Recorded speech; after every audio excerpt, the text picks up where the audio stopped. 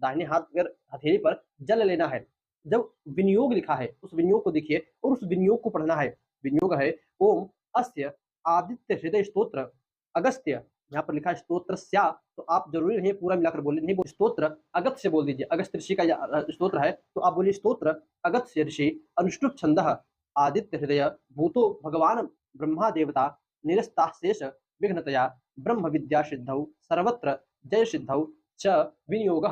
विनियोग बोलकर आप उस जल को जो अपने हथेली पर आपने जल लिया है उसको नीचे गिरा दीजिए। उसके बाद दोस्तों देखिए नीचे लिखा है ऋष्यादि न्यास। यह न्यास क्या होता है? जैसे हमारे कुछ ऋषियों के न्यास से, भाई हम जिस स्तोत्र का अर्थ क्या है, उस स्तोत्र से हम उस देवता की आराधना करके अपने शरीर की रक्षा करते हैं। तो ये जो न्यास दिए हैं इन न्यास से हम बतलाते हैं कि इन इन जगहों पर हमारे इन ऋषियों की कृपा बनी रहे। जैसे आप देखिए लिखा है ओम अगस्त्य ऋषये नमः शिरसि, तो आपको यह बोलकर अपने सिर का स्पर्श करना है। अगस्त्य ऋषये नमः शिरसि, तो सिर को स्पर्श कीजिए। फिर लिखा है अनुष्टुप छंद से नमः मुखे, अपने मुख का स्पर्श कीजिए। फिर लिखा है आदित्य हृदय भूत ब्रह्म देवताये नमः हृदय, अपने हृदय का सीने का स्पर्श कीजिए। फिर लिखा है ओम बीजाय नमः गुह्ये, गुह्य यानी कहते हैं कमर को, जो आप कमर का दोनों भाग होता है पेट के बगल में, उन कमर को कहते हैं। तो फिर लिखा है आगे रश्मि मते शक्तिये नमः पादयोः, यानी अपने दोनों पैरों को स्पर्श करना है। फिर लिखा है ओम तत्सवितु इत्यादि तत्सवितु तत्सवितु इत्यादि गायत्री कीलकाय नमः नाभौ, अपने नाभि का स्पर्श करके आपको एक बार अपने हाथों पर पानी गिराकर अपने हाथों को हल्का सा धो लेना है। फिर उसके नीचे देखिए लिखा है करन्यास। अब देखिए जरूरी नहीं है कि आप सभी न्यासों को करो, आप चाहे ऋष्यादि न्यास कर लीजिए, कोई भी एक जो है न्यास करना आवश्यक होता है। तो हमने विनियोग कर लिया और एक जो है ऋष्यादि न्यास कर लिया। अब इसके बाद दर्शकों आपको यहाँ पर एक माला 108 बार जो नीचे लिखा है ब्रह्म गायत्री मंत्र ओम भूर्भुवः, इस मंत्र का आपको जो है 108 बार, चाहे रुद्राक्ष की माला पर, जो रुद्राक्ष माला सर्वोत्तम होती है जप के लिए, तो आपके पास जो माला हो उस माले से आपको जप करना है मंत्र का, ब्रह्म गायत्री मंत्र का जप करने के बाद अब आपको जो है यह आदित्य हृदय स्तोत्र का पाठ प्रारंभ करना है, तब आपको जाकर इसका संपूर्ण लाभ मिलेगा। तो दर्शकों यह स्तोत्र कैसे पढ़ते हैं, आइए हम स्तोत्र की ओर बढ़े। तो स्तोत्र सबसे पहले लिखा है ओम श्री आदित्य हृदय स्तोत्रम, आपको हाथ जोड़कर भगवान आदित्य हृदय का, सूर्य देव का, भुवन भास्कर का आराधना करके एक बार उनको प्रणाम करना है, प्रार्थना करनी है भगवान मैं आपको जो है बल देने के लिए, आपसे जो है पूर्ण लाभ लेने के लिए आपके इस स्तोत्र का पाठ कर रहा हूँ। सूर्य देव की आराधना करके, सूर्य देव को जो है ध्यान करके, राम जी का ध्यान करके अब आपको इस स्तोत्र का पाठ प्रारंभ करना है। तो आइए हम बोलते चलते हैं, आप भी आपका पुस्तक हो तो आप देखते हुए मिलाते हुए चलिए, धीरे धीरे एक दो बार इस स्तोत्र को सुनेंगे तो आपको बोलना आ जाएगा। तो देखिए लिखा है आगे ततो युद्ध परिश्रांतम समरे चिंतया स्थितम रावणं चाग्रतो दृष्ट्वा युद्धाय समुपस्थितम देवतश्च समागम्य द्रष्टुमभ्यागतो रणम् उपगम्य ब्रवीद्राम अगस्त्यो भगवंस्तदा राम राम महाबाहो शृणु गुह्य सनातनम येन सर्वा नरेन्वत्स समरे विजयिष्यसि आदित्य हृदयं पुण्यं सर्वशत्रु विनाशनम जयावहं जपं नित्यं अक्षयं परमं शिवम जयावहं जपं नित्यं। आप यहाँ पर जो नित्यम अक्षयम बोल सकते हैं क्योंकि मिला हुआ है, तो आप सिर्फ नित्यम अक्षयम जयावहं जपम नित्यम अक्षयम परमं शिवम सर्वमंगल मांगल्यम सर्वपाप प्रणाशनम चिंता शोक प्रशमन आयुर्वर्धन उत्तमम रश्मिमंतम समुद्यंतम देवासुर नमस्कृतम पूजयस्व विवस्वंतम भास्करं भुवनेश्वरम सर्वदेवात्मको ह्येष तेजस्वी रश्मिभावनः एष देवासुरगणान् लोकान् पाति गतस्तिभिः एष ब्रह्मा च विष्णुश्च शिवस्कन्दः प्रजापतिः महेन्द्रो धनदः कालो यमः सोमो ह्यपां पतिः पितरो वसवः साध्या अश्विनो मरुतो मनुः वायुर्वह्निः प्रजाः प्राण ऋतुकर्ता प्रभाकरः आदित्यः सविता सूर्यः खगः पूखा गतिस्तमान् सुवर्णसदृशो भानुर् हिरण्यरेता दिवाकरः। 11वां श्लोक है हरिदश्वः सहस्रार्चिः सप्तसप्तिर्मरीचिमान्। ये श्लोक थोड़ा कठिन है, पुनः देखिए हरिदश्वः सहस्रार्चिः सप्त है सप्तसप्तिर्मरीचिमान् तिमिरोन्मथनः शंभुस् त्वष्टा मार्तण्डकोऽंशुमान्।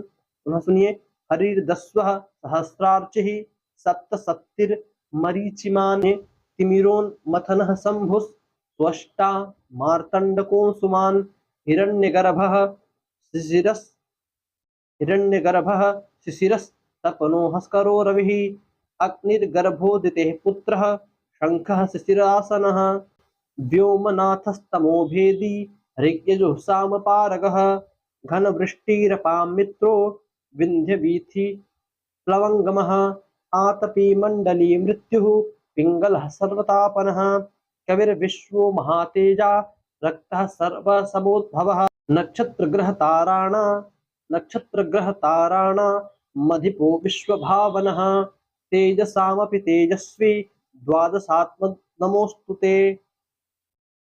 नमः पूर्वाय गिरये पश्चिमाद्रये नमः ज्योतिर्गणानां पतये दीनाधिपतये नमः जयाय जय भद्राय हर्यश्वाय नमो नमः। नमो नमः सहस्राक्षौ आदित्याय नमो नमः। 17 श्लोक हो गया। 18वां श्लोक है नमः उग्राय वीराय सारंगाय नमो नमः।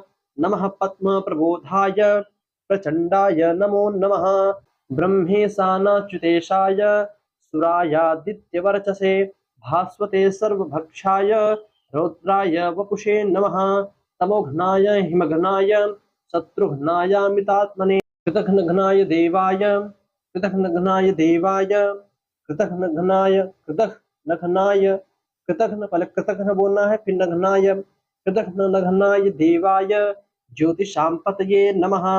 तप्तचामी कराभाय पुनः सुनिएगा 20 हो गया। अगला श्लोक 21वां तप्तचामी कराभाय हरये विश्वकर्मणे नमस्तमोभिनग्नाय रुचये लोकसाक्षिणे नासत्येष वैभूतं तमेव सृजति प्रभुः पातिस्य तपस्ये स वरसत्येष गतस्तिभिः एष सुप्तेषु जागर्ति भूतेषु परिनिष्ठितः एष चैवाग्निहोत्रं च फलं चैवाग्निहोत्रिणां देवाश्च कृतवश्चैव क्रतूनां फलमेव च यानि कृत्यानि लोकेषु सर्वेषु परमप्रभुः एनमापत्सु कृच्छ्रेषु कान्तारेषु भयेषु च कीर्तयन् पुरुषः काचिन् नावसीदति राघव पूजयिष्वेग्नमेकाग्रौ देवदेवं जगत्पतिम् एतत्त्रिगुणितं जप्त्वा युद्धेषु विजयस्यसि अस्मिन् क्षणे महाबाहो रावणं त्वं जहिष्यसि एवमुक्त्वा ततो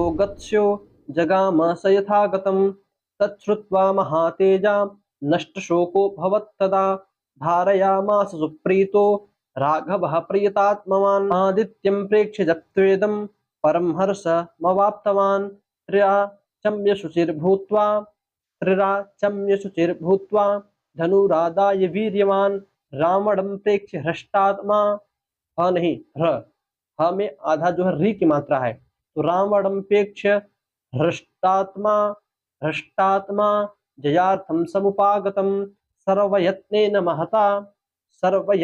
महता मृतस्तस्य वधे भवत् अथ रविवदन् निरीक्ष्य रामं मुदितमनः परमं प्रहस्यमाणः निशीचरपतिः संख्यं विदित्वा सुरगणमध्यगतो वचस्त्वरेति एक बार है पुनः सुनेगा ये 21वां आखिरी श्लोक। अथ रवदन निरीक्ष्य भी कह सकते हैं अथवा रवदन आधा न है वहां पर।